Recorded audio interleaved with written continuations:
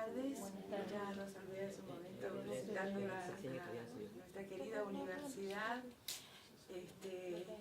Yo voy a comenzar hablando de medicina integrativa también, pero desde otro aspecto, desde otra visión, un poco más histórica.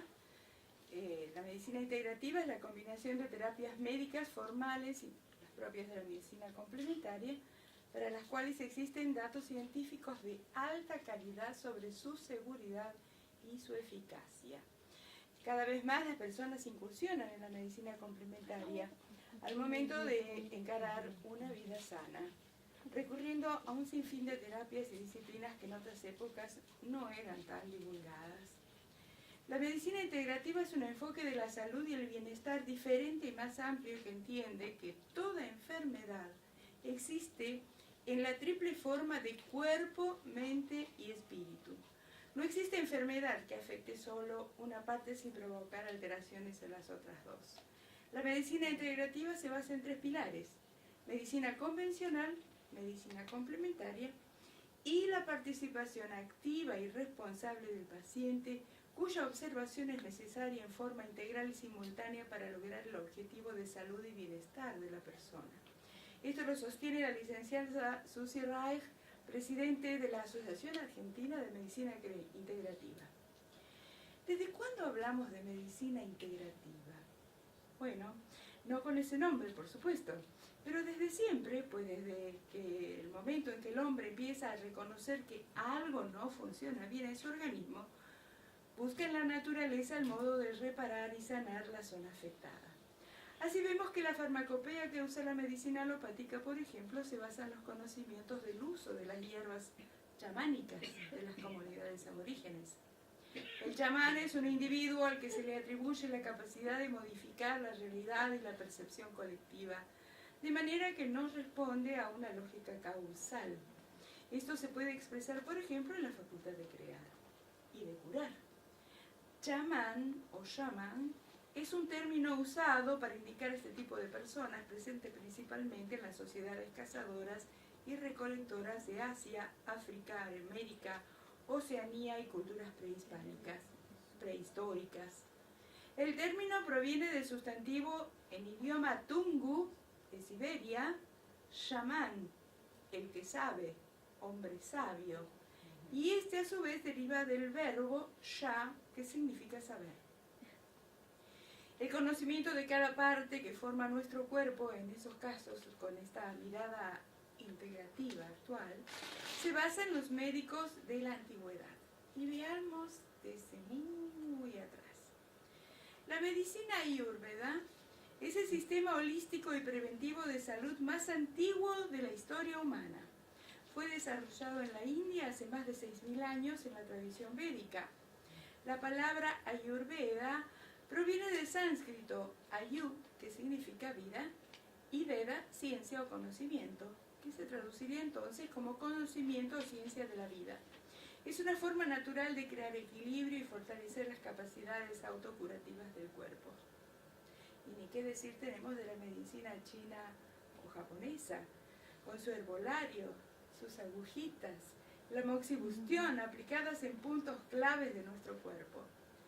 Por otro lado, hay pruebas de operaciones quirúrgicas de altísima complejidad con importantes tiempos de sobrevida de los pacientes en Sumeria, en Egipto, en las comunidades originarias.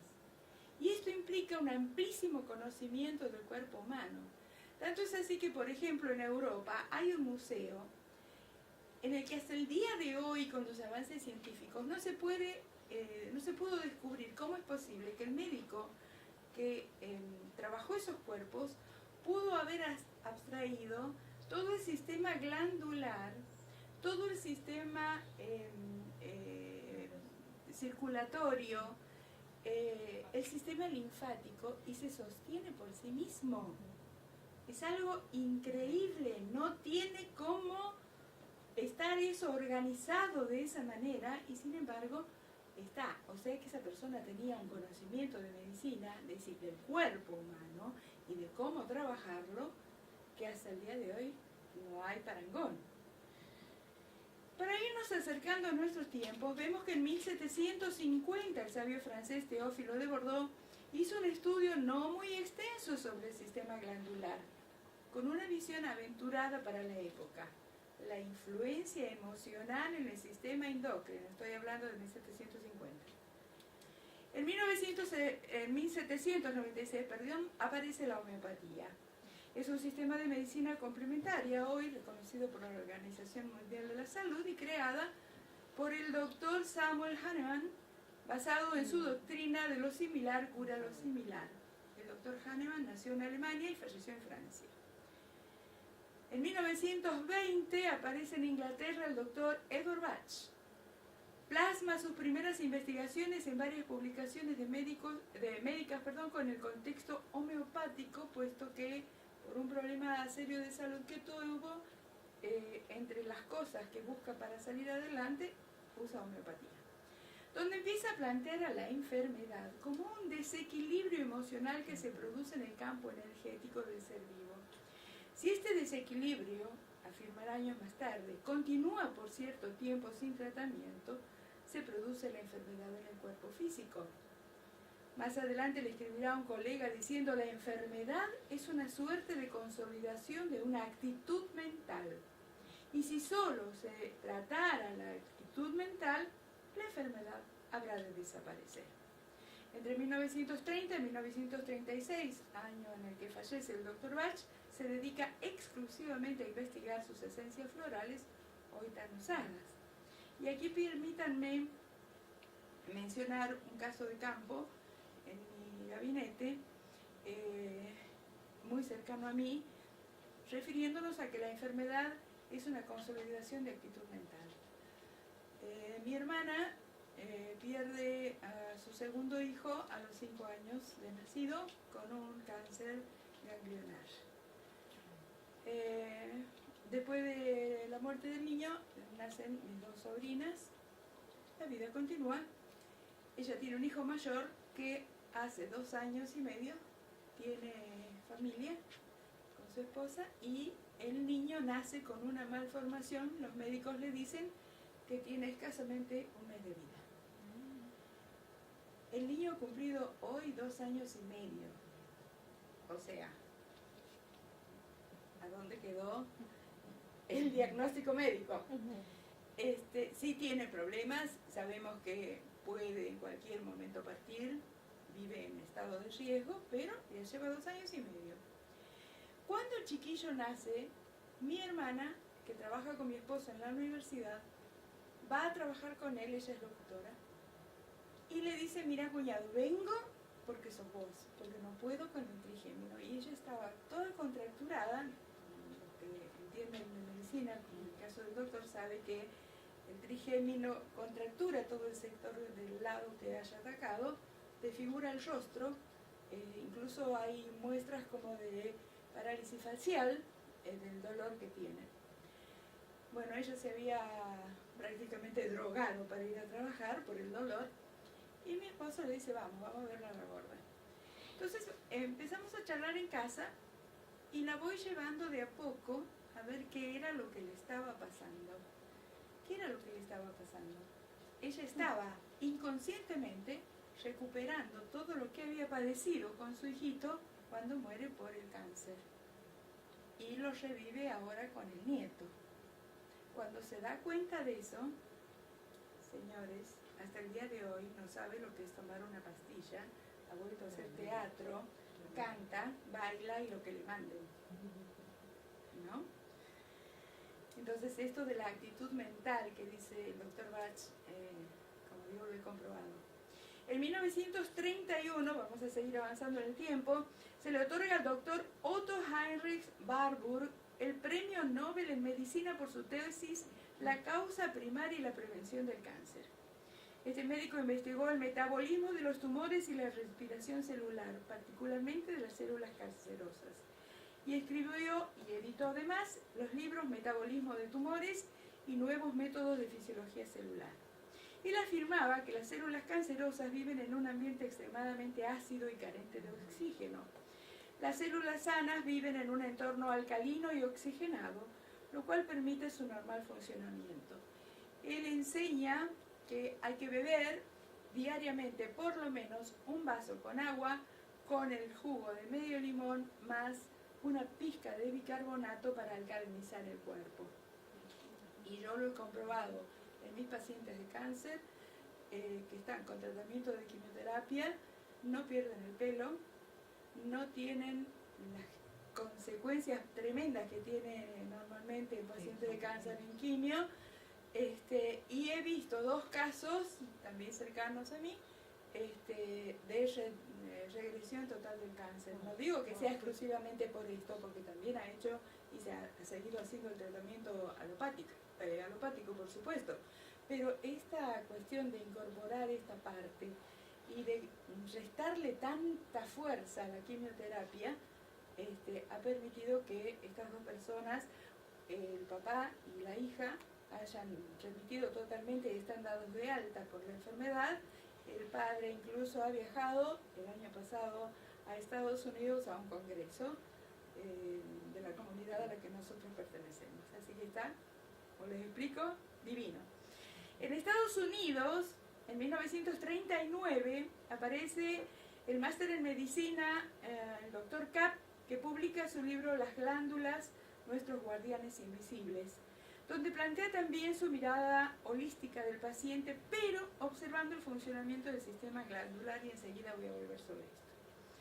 Dentro de esta breve cronología cito textualmente la parte constitutiva de la Organización Mundial de la Salud, porque sin mencionarlo, como la conocemos hoy, medicina integrativa, ya hace referencia a ella. El 7 de abril de 1948, los 194 Estados miembros se reúnen en Ginebra para firmar la Constitución que, entre otras cosas, dice: la salud es un estado de completo bienestar físico, mental y social. Físico, mental y social. Y no solamente la ausencia de afecciones o enfermedades. El goce del grado máximo de salud que se pueda lograr es uno de los derechos fundamentales de todo ser humano, sin distinción de raza, religión, ideología política o condición económica o social. La salud de todos los pueblos es una condición fundamental para lograr la paz y la seguridad, y depende de la más amplia cooperación de las personas y los estados. Los resultados alcanzados por cada estado en el fomento y protección de la salud son valiosos para todos. La desigualdad de los diversos países en lo relativo al fomento de la salud y el control de las enfermedades, sobre todo las transmisibles, constituyen un peligro común. El desarrollo saludable del niño es de importancia fundamental. La capacidad de vivir en armonía en un mundo que cambia constantemente es indispensable para este desarrollo. La extensión de todos los pueblos de los beneficios del conocimiento médico, psicológico y afines es esencial para alcanzar el más alto grado de salud. Una opinión pública bien informada y una cooperación activa por parte del público son de importancia capital para el mejoramiento de la salud de los pueblos. Y aquí permítanme que mi niña interior haga berrinche. Hoy la influencia de la publicidad, del aparato publicitario, en la recomendación libre, totalmente libre, de que le den anabólicos a los chicos, me tiene con los pelos de punta.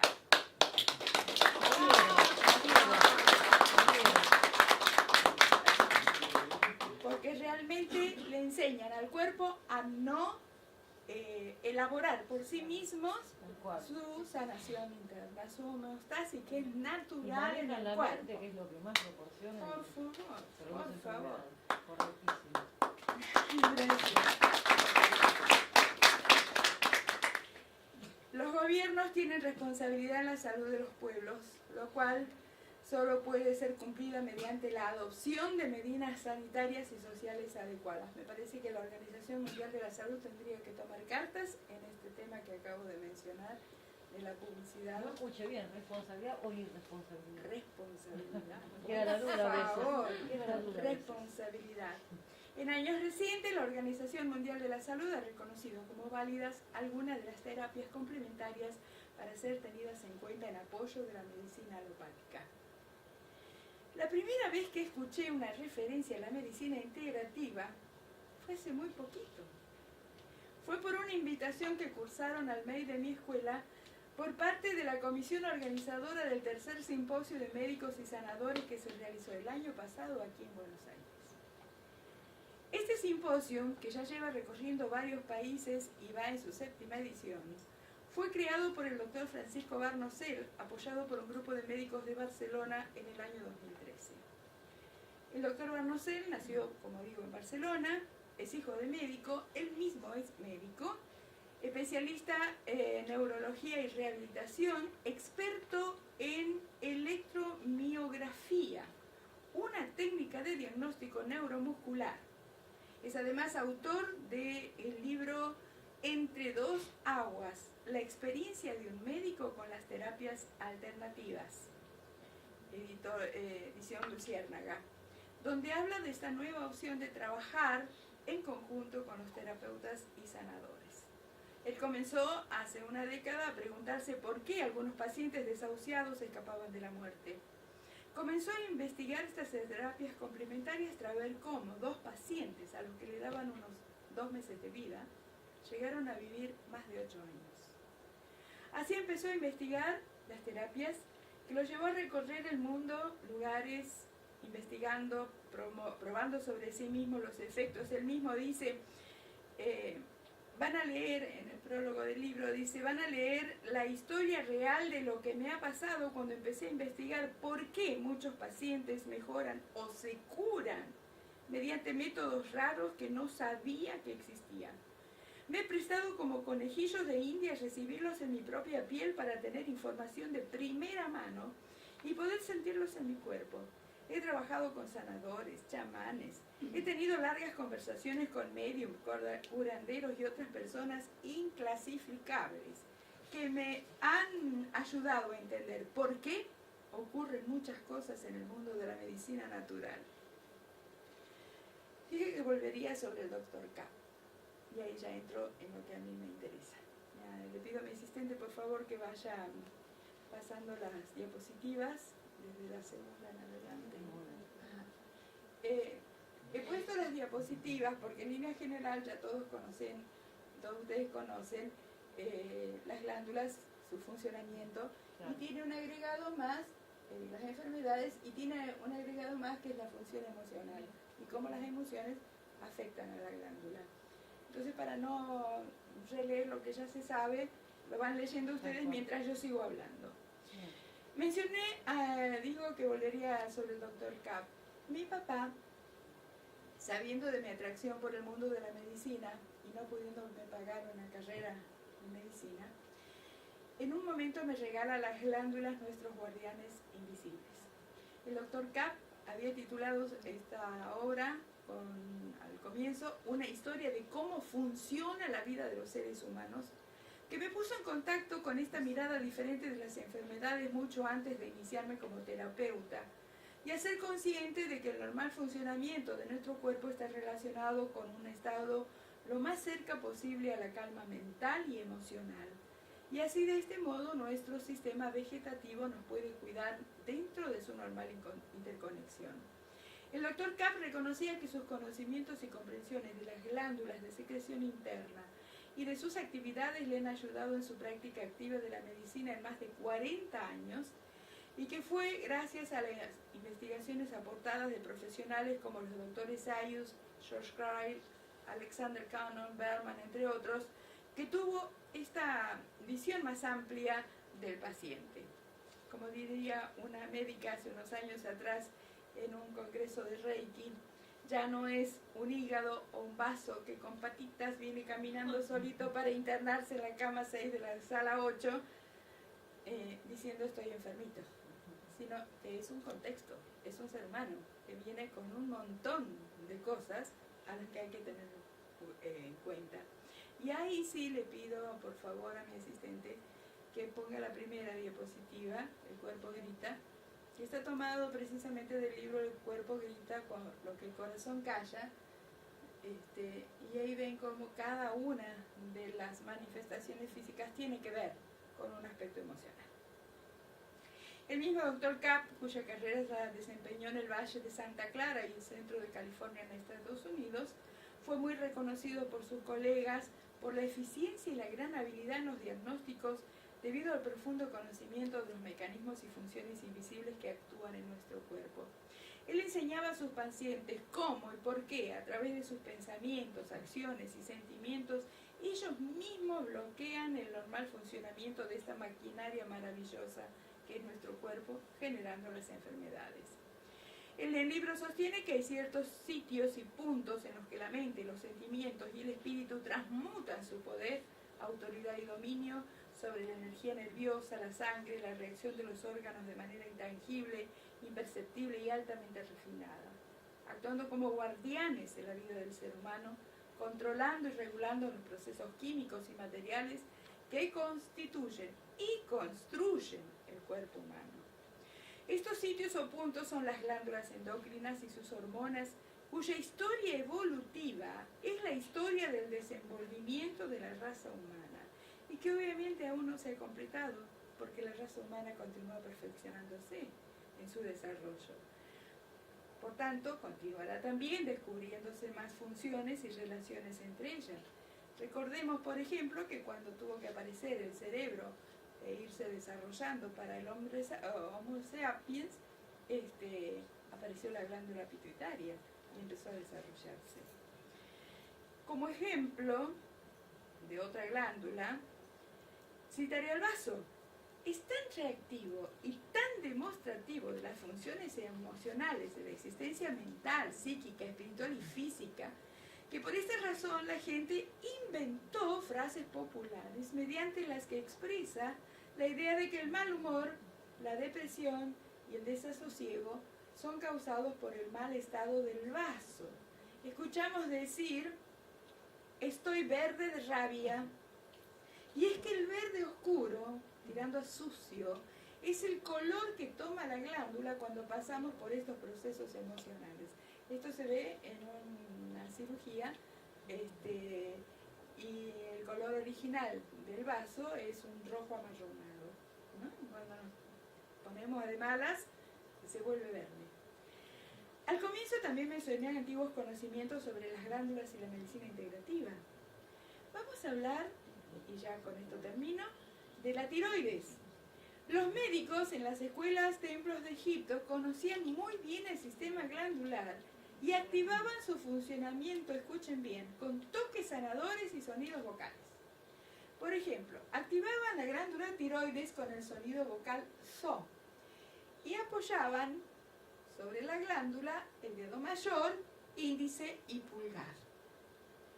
Por su parte, los orientales estudiaron el sistema de chakras y enseñaron que cada una de ellas tiene asiento en una glándula. Además, usan también sonidos vocales y toques sanadores para activarlas.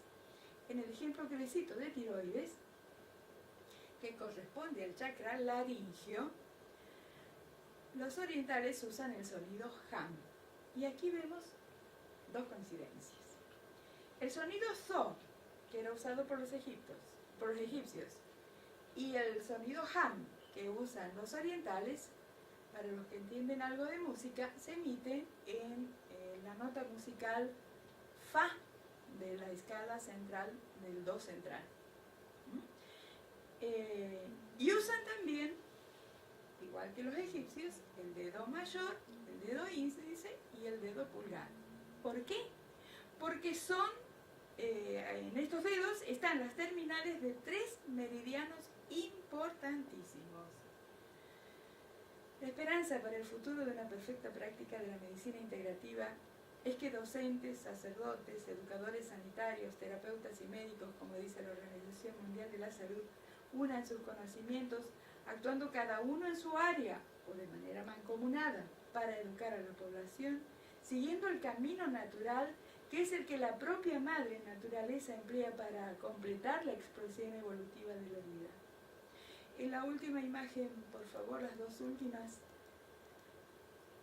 vemos los abordajes que podemos tener desde la medicina integrativa para tratar las glándulas y sus patologías. Y como ven, la mayoría de esos abordajes las dicta nuestra universidad. Así que gracias por pertenecer a la universidad. Gracias por